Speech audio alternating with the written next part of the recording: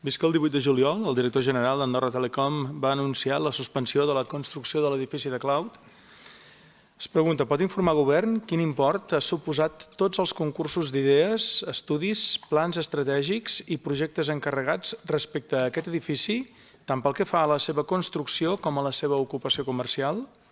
Quin cost ha suposat l'enderrocament de l'edifici antic d'Andorra Telecom? Quin import s'ha pagat fins a la data pels lloguers de l'espai de l'oficina comercial d'Andorra Telecom actual al centre d'Andorra la Vella? Quin cost anual total suposa el lloguer de l'espai actual de l'oficina comercial d'Andorra Telecom? Gràcies, senyor síndic. Gràcies. Per part del govern, té la paraula el ministre senyor Jordi Torres. Gràcies, senyor síndic. Doncs bé, primer de tot, senyor Costa, en l'enunciat de la seva pregunta, efectivament va ser el director d'Andorra Telecom que va anunciar el 18 de juliol la suspensió del projecte de cloud. Però li recordo també que la mateixa tarda vaig fer una roda de premsa en la qual, com a president del Consell d'Administració, vaig donar les explicacions dels motius que ens havien portat a suspendre el projecte. Soc coneixedor també de les suposades crítiques que hi va haver en aquest moment per no estar present en la roda de premsa al matí, però la meva obligació com a president d'Andorra Telecom era informar la Junta General d'Accionistes, és a dir, va ser un acord pres per tota la Junta General. Entrant ja en les seves preguntes, el cost total liquidat o compromès del projecte del cloud ha estat de 3.330.000 euros. Una xifra molt important correspon a l'enderroc dels edificis, l'habilitació de les instal·lacions d'energia, la preparació del solar o els estudis geològics. Una inversió imprescindible per dur-hi a terme qualsevol projecte i que, per tant, s'aprofitarà el futur projecte a la zona. Aquests diners invertits suposarien 1.744.000 euros, el que va suposar un 52% del cost total. L'enderroc dels dos edificis situats en el terreny, l'antic edifici administratiu d'Andorra Telecom i la caserna de bombers, han tingut un cost de 732.000 euros. Andorra Telecom ha pagat fins al moment 326.886 euros amb 56 cèntims corresponent al lloguer de diversos espais situats en el número 2 del carrer Prat de la Creu i que inclouen la planta baixa, la planta primera, la planta tercera i espais d'ús compartits de la planta segona. En total, suposa 768 metres quadrats d'ús exclusiu per a Andorra Telecom i 263 metres quadrats d'ús compartit. El preu mensual del lloguer de les tres plantes és de 8.755,88 euros, el que eleva fins a 105.070 euros l'import anual pagat per l'arrendament d'aquests locals. Gràcies, senyor síndic. Gràcies, senyor conseller. Gràcies, senyor síndic. Senyor ministre, li he de dir que la seva resposta, per ràpida i precisa, és altament preocupant. Altament preocupant. Vostè parla de que no faré servir el plural majestàtic, han llançat directament a les escombraries gairebé 3,5 milions de diner públic, 3.330.000 euros de diner públic llançat a les escombraries, amb un projecte irrealitzable, amb un projecte completament qüestionable, amb un projecte que el que hem fet durant els darrers 4 anys és marejar la perdiu aquí en seu parlamentària, marejar la perdiu de tots els parlamentaris, però marejar la perdiu de tota la ciutadania d'aquest país. I això, des del meu punt de vista, denota una manca de respecte envers els nostres conciutadans, perquè són 3.300.000 euros de diners que han aportat i que han anat directament a les escombraries i que vostès ho diuen amb aquesta naturalitat com si amb vostè això no anés la cosa. La seva improvisació al capdavant del Ministeri denota perillosament el que pot passar amb els diners públics en aquest país. I l'exemple de The Cloud em penso que és una referència clara i cristal·lina. S'han fet afirmacions gratuïtes durant els darrers 4 anys sobre el contingut de l'edifici, sobre què hi aniria, si hi anirien empreses tecnològiques, si seria un pol d'atracció, si hi aniria inclús un museu o no, el casino, també hi havíem de posar-hi el casino, també se'n va parlar aquí en seu parlamentària. Botigues no, perquè faran la competència als botiguers actuals. També vam parlar del ball de xifres del seu cost, se'n va parlar a bastament aquí en seu parlamentària. I els milions anaven amunt o avall, depenent del dia i de la resposta que rebíem des de la bancada de govern. Tot això, des del nostre punt de vista, com es demostra ara, amb els fets que podem contemplar, denota una improvisació total, una manca de visió estratègica pels projectes claus del país, una manca de visió estratègica per al nostre país i un gran fracàs, un més, que podem posar a la llista del seu llegat de Demòcrates per Andorra. Són un gran exemple de com governar des de la falta del rigor i des de la irresponsabilitat, perquè des del nostre punt de vista, llançar a les escombraries gairebé 3,5 milions de diner públic és d'una total irresponsabilitat. Vostè parlava, jo no li havia demanat pas, sobre si va comparèixer al matí, a la tarda, si primer va comparèixer el director d'Andorra Telecom. Vostès, moltes vegades en aquesta mateixa seu parlamentària, han argumentat que són un govern col·legiat.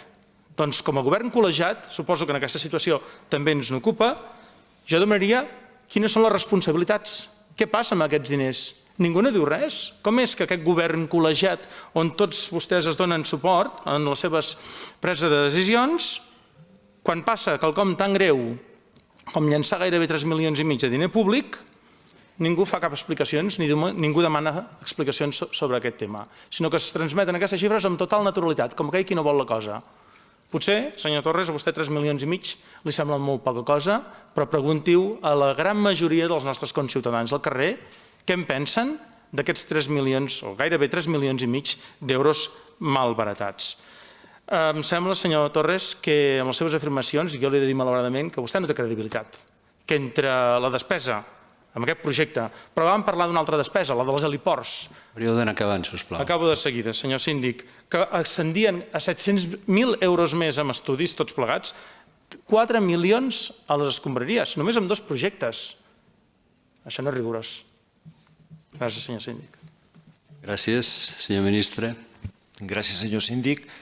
Senyor Costa, veig que vostè ha entrat directe en precampanya i directe atacant-me directament sobre uns temes que penso que fins i tot a la meva primera part de l'exposat no ha prestat atenció a les dades que jo li he donat. Evidentment, hi ha uns diners d'aquest import, que sí que són uns diners que eren per l'elaboració del projecte, com es pot fer en molts casos amb elaboracions de projecte o plans de negoci, perquè això s'escau dins de l'estratègia de diversificació d'Andorra Telecom. I aquí, jo com bé li he dit, hi ha 1,7 milions d'euros que no són llençats ni molt menys.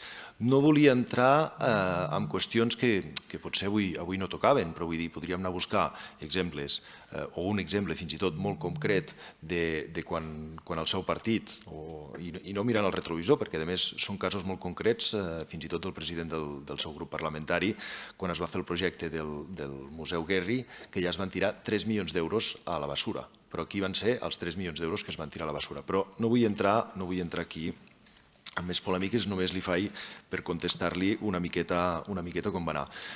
Nosaltres, aquí vostè diu que no tenim responsabilitats.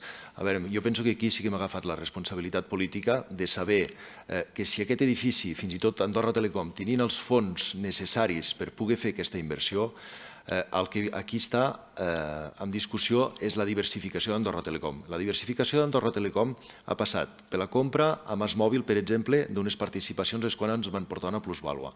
Actualment, la compra d'Abatel, de la constitució de la societat Abatel, com vostè ho sap, i fins i tot, ara li anunciaré, la setmana passada vam rebre el Consell d'Administració una oferta de compra per les nostres participacions generant una plusvàlua de 6 milions d'euros, el qual hem estimat que no corresponia venir-ho perquè s'emmarca dins de les sinergies que nosaltres hauríem de tenir. Dit això, penso que és molt agosarat dir que nosaltres gastem els diners irresponsablement. Seria molt irresponsable haver tirat el projecte endavant sapiguent que el cost estimatiu del projecte total era de 39 milions d'euros i que amb les xifres aquestes que tenim ara ascendiríem a una quantitat de 55 milions d'euros. Aquí sí que estem parlant de responsabilitat. És a dir, nosaltres... Hauríeu d'anar acabant, sisplau. Doncs sí, acabarem la segona part de les preguntes. Gràcies, senyor síndic. Gràcies, senyor conseller. Gràcies, senyor síndic.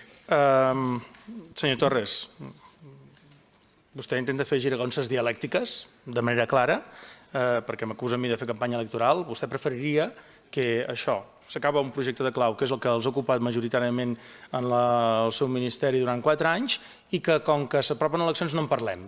Això és el que els agradaria més. Per tant, vostè ja ens acusa aquí de fer electoralisme quan no estem fent cap. Estem demanant explicacions sobre un fracàs estrepitós del seu ministeri. Clar, senzill. Penso que tothom això ho pot entendre. Llavors diu que no vol mirar el retrovisor, però ho fa. O sigui, tampoc no vulgui enganyar el personal perquè de manera clara i evident vostè tira del retrovisor. Però és que a més ho fa de manera parcial i completament esbiaixada, perquè el que fa és acusar amb un govern anterior de tirar diners a la paperera. Perdoni, va ser el govern socialdemòcrata que quan va arribar a govern va desestimar el projecte anterior. Per tant, no confonguem els termes i diguem les coses clares perquè en cap moment es van tirar diners a la paperera, sinó que va ser un govern posterior que va desestimar un projecte perquè no li va convenir pel que fos. Per tant, deixem les coses clares. Dit això, li continuo dient, ara vostè ens vol tapar les seves vergonyes amb encerts, amb altres encerts. No va per aquí. Vostè ha de ser responsable en el 100% de la gestió dels diners públics i del 100% del seu temps, perquè vostè, tal com jo, som servidors públics i per això estem aquí, per fer la nostra feina de manera eficient. I no val tapar les vergonyes amb un encert del fracàs absolut del Cloud. Acabo, senyor síndic, en la primera de les meves repreguntes. Què pensen fer en aquell solar? Gràcies, senyor síndic. Gràcies, senyor ministre. Gràcies, senyor síndic. Senyor Costa, deixem de dir-li que vostè amb les formes que té, em sorprèn l'actitud que té avui senyalant-me el mal dit d'aquesta manera. Ja em disculparà i m'ho agafo una miqueta amb to simpàtic. Les explicacions, com bé li he dit, jo li he donat les explicacions, no entrarem en el tema que li he comentat abans, perquè penso que no toca, però vull dir, vostè fa afirmacions gratuïtes que nosaltres hem tirat els 3,3 milions a la bessura i aquest no hauria de ser amb el que es quedés la gent, sinó que li estic dient que hi ha més d'1.700.000 euros d'aquí que es reaprofitaran perquè és l'energia, l'enderroc dels edificis, etc. Llavors, en els propers mesos nosaltres el que no volem és comprometre el futur govern del que es pugui fer en aquesta parcel·la. Nosaltres sí que tenim molt clar que aquí s'ha de donar un ús a aquesta parcel·la i aquesta parcel·la s'ha d'edificar. Ho tenim claríssim, però vista la proximitat de les eleccions, el que nosaltres hem fet, ens hem sentat amb el Comú d'Andorra la Vella i s'ha acordat que el 30 de novembre el Comú d'Andorra la Vella tindrà la part posterior, és a dir, on estava l'antiga caserna de bombers, a disposició per poder fer, segons ens han manifestat des del Comú, un mercat de Nadal i en aquella zona, un cop que s'acabi el mercat de Nadal, d'habilitar-hi activitats perquè sigui una zona de lleure. Sempre condicionat, ja li dic bé, als projectes que pugui tenir Andorra Telecom, perquè aquest és un solar molt preciós i ens ha d'ajudar amb la diversificació d'Andorra Telecom. En la part davantera estem fent... Gràcies, perdoni, senyor síndic. En la part davantera estem fent un projecte, al qual vam contractar un arquitecte per fer embellir la zona de la part del davant, justament però de manera provisional i gastant el mínim de diners possibles per deixar aquella zona adequada, vist que és el cor d'Andorra i que no volem perjudicar tampoc l'imatge d'Andorra. Igualment, de la mateixa manera, el Comú d'Andorra la Vella adequarà els espais dels carrers adjacents per donar continuïtat cap a l'Avinguda Riberaigua. Gràcies, senyor síndic. Gràcies, senyor conseller. Alguna altra repregunta? Gràcies, senyor síndic. Senyor Torres, intentaré no apuntar-lo, deixo el bolígraf. Em preocupa la seva resposta, perquè ara m'està dient que intentaran gastar el menys possible, però continuen gastant.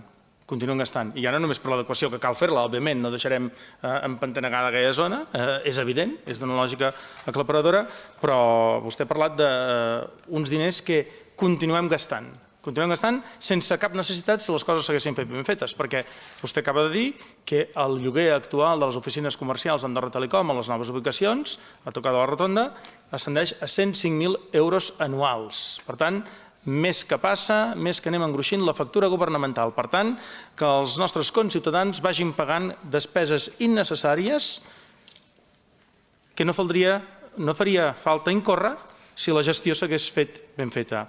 Em sap greu dir-li així de clar, però vostè en el sector privat faria temps que ja hagués estat acomiadat. Fa temps que hagués estat acomiadat per la gestió negligent davant d'aquests projectes que costen uns diners i unes quantitats de diners ingents a l'erari públic i que no van enlloc. I vostès ara no volen aquí comprometre el govern que hi haurà a les properes, sortint de les properes eleccions, ho deixen empantanegat i no arreglen res. Faig la pregunta, senyor síndic. Tenen previst deixar sine die, amb el consegüent cost i despesa pública, les oficines comercials a les ubicacions actuals? Gràcies, senyor síndic. Gràcies, senyor ministre. Gràcies, senyor síndic. Em diu que he fet una gestió negligent i hauria estat acomiadat. En tot cas, ens acomiadarà, si escau, la ciutadania el dia que hi haguin eleccions. Jo penso que aquí és el que pertoca, però jo com a responsabilitat política, jo li he dit, senyor Costa, d'un projecte que teníem estimat amb 39 milions d'euros, que a 39 milions d'euros era un projecte rendible amb el que s'hi pretenia posar a l'interior. Vostè està dient, el que passa és que ja sap vostè és empresari, sap que quan es realitza un projecte doncs es fan molts plans i molts estudis i cada cop que avança el temps adeques millor l'oferta que tu vols posar-hi a dins de l'edifici.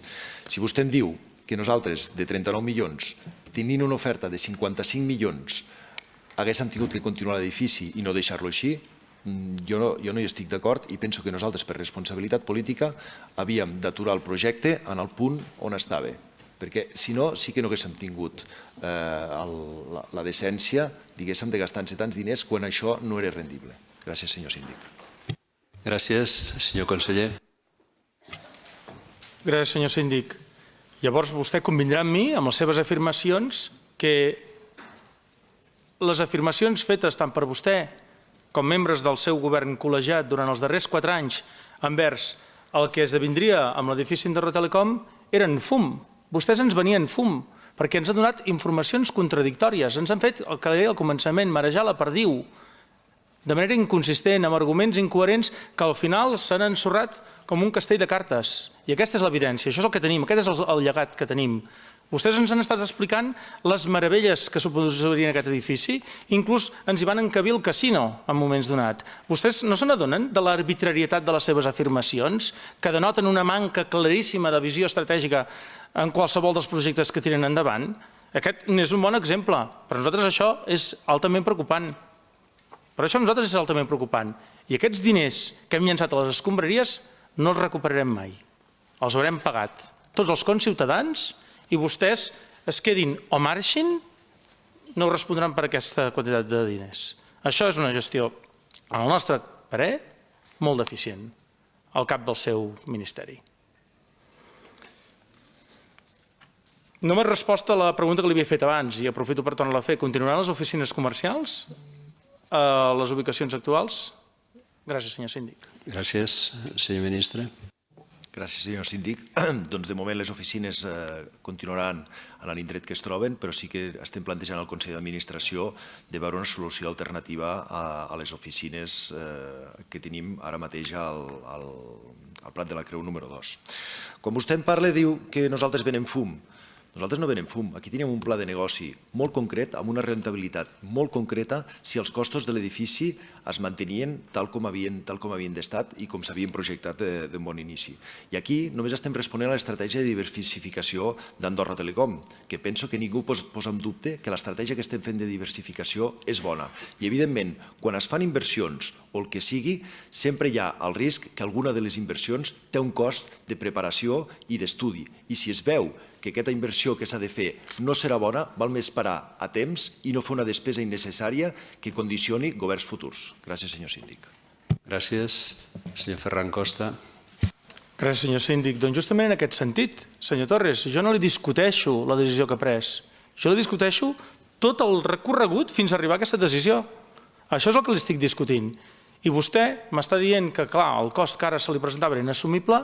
Doncs la pregunta, quan aquí en seu parlamentària li demanàvem quin seria el cost de l'edifici i ens assegurava amb tota la seva contundència, amb tota la seva vehemència i la rotunditat de que estàvem parlant de 39 milions d'euros, la meva pregunta és si inventava la xifra o quina mena d'estudis tenia vostè, quina mena d'estudis poc fiables, per altra banda, vista l'evidència.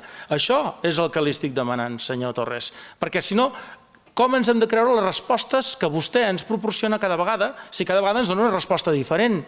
Per això li deia que vostè ja ha acabat el crèdit que tenia disponible. Ja l'ha acabat, perquè cada vegada ens dona respostes contradictòries i cada vegada, això sí, nosaltres des de l'oposició ens les hem de creure. Expliqui'm com vostès van calcular que el cost de l'edifici serien de 39 milions d'euros, quan al final ha sigut de 55. Gràcies, senyor síndic. Gràcies. Abans de donar la paraula, voldria saludar els alumnes de l'Escola Andorrana d'Encamp, de tercer, que estan veient aquest apassionant debat. Senyor ministre. Gràcies, senyor síndic.